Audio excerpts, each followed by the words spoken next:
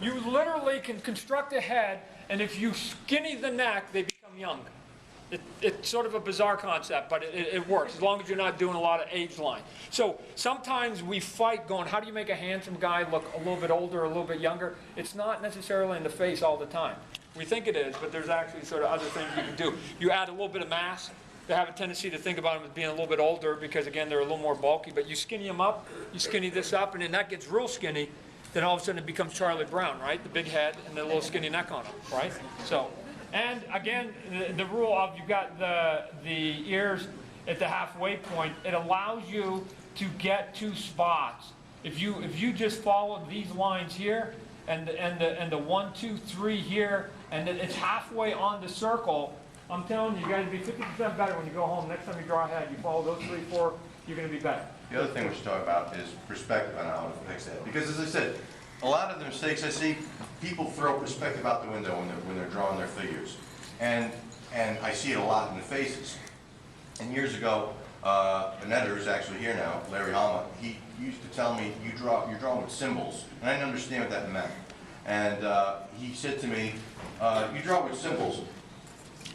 You've drawn an accurate eye, and you've drawn an accurate nose, and you've drawn an accurate mouth, but you've pasted them as you would onto onto Mr. Potato Head, and they don't all work together. This is your best example of an eye, this is your best example of a nose, this best example of a mouth, but they don't all work together, and I didn't understand what the hell he was talking about.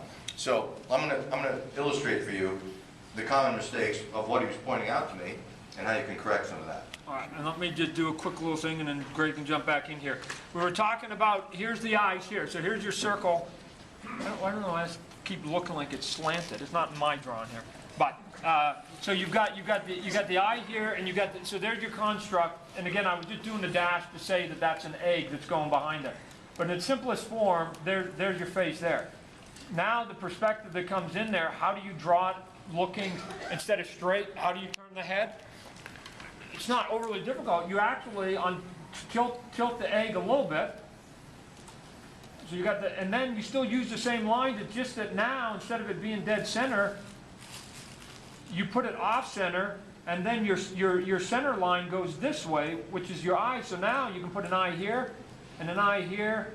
You can then put your nose in here. You get your mouth up in here, and it's easy now to turn the head at what we call a 3/4, and your ear is up over here.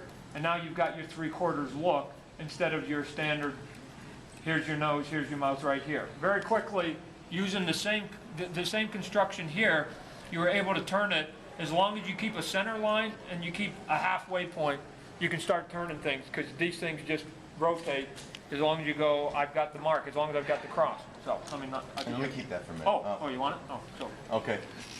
And first let me just say, you know, the thing about symbols, unless you're drawn with a life model or a photograph, we're always drawn with symbols. Symbol means simply, this is your recorded message that you go, this is an eye. And so, being you don't have a live figure in front of you that you're drawing from, you're using a symbol to make your drawings from. So we all draw with symbols. And the more information you have about the subject matter, eyes, nose, whatever, your symbols will be convincing as you place them on a figure, because an eye looks different when it's facing you directly, as if you're looking from the side or 3/4. It starts to morph its shape a little bit. So, but one of the things you see, Todd kept his head in perspective, and he showed you the dotted line bit. Now, one of the biggest mistakes I see is when you got the jaw opened up, and so we'll take this as an example that the guy is now he's screaming. Okay, I see guys come in, and I'll do a little zoom in where a mouth is screaming like this, and these teeth are going this way, and these teeth are going, they're going up, you know, so you're seeing the lower teeth here, it's just a mess, because they're using different perspectives. So I see a jaw, we'll go, this is the skull's jaw, here's the nose. Well, here, take this one here. Sure. Just take this as your, take, right. Let's just get rid of this jaw. Right. And I'm going to have to blow that up for you. Okay. All right. So. You can move it over a bit. How do you move with this? Okay. Oh, with this button? Okay. So anyway, You got to remember that the jaw is going to be by the same perspective. Todd's got the point of view up here someplace, so the lines are coming this way. So, being we know that the skull is shaped in these circles, when this jaw gets unhinged, like so. This is the bottom piece, the piece that moves we were talking about. The bottom piece is the only piece that hinges.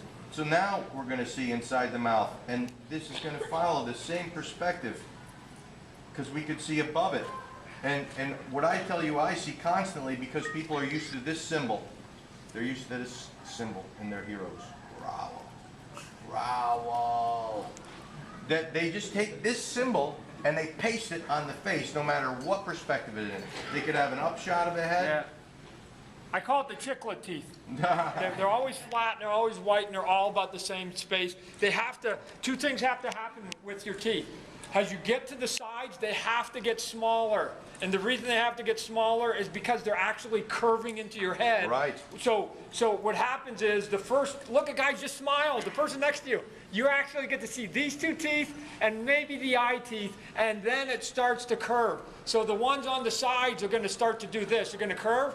And if you guys are back there, this width and this width is not the same to you because it's starting to curve around. And what we want to do, Greg is saying, is that they make all the teeth like this. They're almost like fence teeth. Right. The upshot.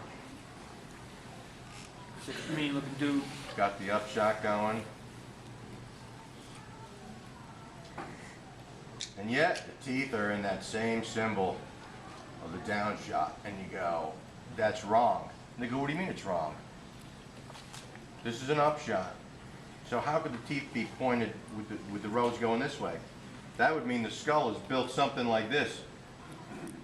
Here's the skull, and somehow the teeth are going like this.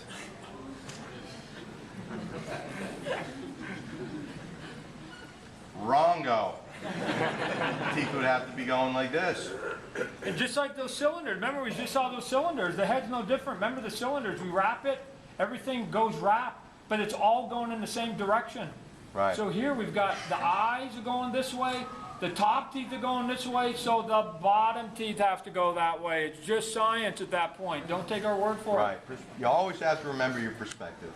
So that's basically the same thing. So again, do your study. Todd's giving you the best bit of advice is use a mirror and use photographs, because an eye coming forward doesn't look like an eye that's in a side view, and you have to know the difference so that when you go to construct your head, you don't have mixed views of an eye and mixed views of a nose. You have to cite your perspective that you set up and know how an eye looks in that particular position. So I could teach you all this stuff, but it would take a little while. Okay. So it's time for you to do a little study on your own. So we got 5 minutes, which basically means now what we'll do is we'll pick somebody that will give us something to draw, and we'll either do, we've got 5 minutes, maybe a head or torso or something. I mean, it could be an animal, it could be a character, it doesn't matter. Anybody got something they want us to draw, and we'll draw it and we'll talk like how we're doing it. Okay. Let's throw a dart in the crowd. Yeah. if it draws blood, then you get. So okay, we got a guy in a white shirt. Spawn. Well, there's the easy one, eh? There's an easy one. All right. He's drawing way more Spawn than me. We'll let the master go. All right. I typically, because I don't do convention sketches a lot, but sometimes I'll do a head doodle for somebody, and a lot of people want Spawn. So Spawn is most noted with his cowl, right? So I usually start with the big hood, and I start with my diagonals like this. And then I come in here like this. There's the sweeps. Again, remember, this is the cowl, right? Instead of getting rigid with it, he's sweeping it out real quick. He's not worrying about whether it's Couple little it's hairs. straight. Oh, you go. Grrr.